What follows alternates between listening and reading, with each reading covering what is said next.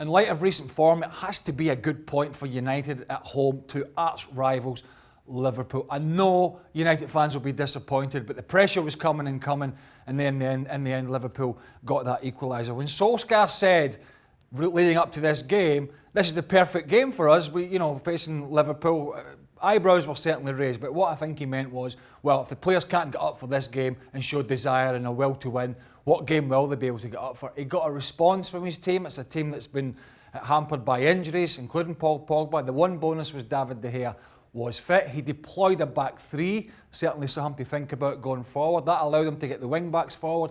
We continue to be impressed by young Daniel James, and we saw glimpses of the Marcus Rashford we know he can be. When he got his goal, it was those two players that linked up. A wonderful ball from James and a great finish from Marcus Rashford. It was a hotly disputed goal though, because of the challenge from Victor Lindelof on Divock Origi in their own half. It did look like a foul. It was VAR checked, but the goal stood. I have to say, I'm not a big fan of the referee on site not being able to go and check a monitor, but that's the way they're doing it at the moment. As for United, well, it doesn't change much in terms of where they stand in the table. A quarter of the season gone. They still sit down around, they're in 13th place. They are 2 points still just above the drop zone, and they could drop another place if Sheffield United win against Arsenal tomorrow. So a better weekend for Manchester United, but far from perfect. By the look of the Liverpool players and the Liverpool coach at the end of the game, I think they were quite thankful for a point, even though they dominated possession in a game, in my opinion, where they were far from their best. The winning streak is over, so I suppose we move on to the undefeated streak, but it still has been a really good period when you consider the end of last season and how, again, they have started this season. As for the match itself, I don't know if it was the change of shape for Man United that flummoxed Liverpool, but they just did not look themselves. They didn't look sharp, they didn't pass it particularly well, they looked a little bit rattled at the back. The fullbacks weren't getting forward like we know they can.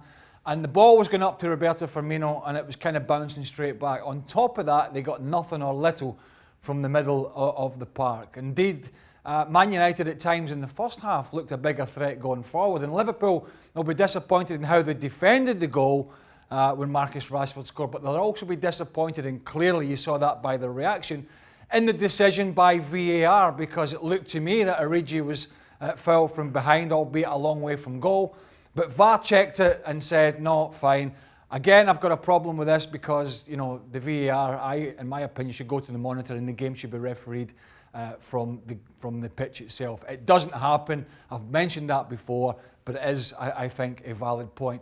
Liverpool will also be disappointed when Mane got his goal just before half-time, but again, whether you like the laws or not, it was rightly called out for the handball because it cannot have a material effect on a goal being scored. It wasn't really till around 75, 80 minutes he'd made the substitutions, Oxlade-Chamberlain, Adam Lallana, and then Liverpool looked a real threat. They got the goal, and it was a goal that we've become accustomed to. It was a full-back getting forward and Andy Robertson. A ball whipped in, poor marking from Marcus Rojo, and there was Adam Lallana to give Liverpool a point. It's still a healthy lead at the top of the table. We know it is a two-horse race, but they were hoping it was going to be 8 points.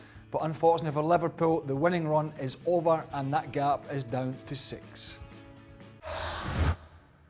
Thanks so much for watching ESPN on YouTube. And for more sports highlights and analysis, be sure to download the ESPN app. And for premium content and live streaming, subscribe to ESPN Plus.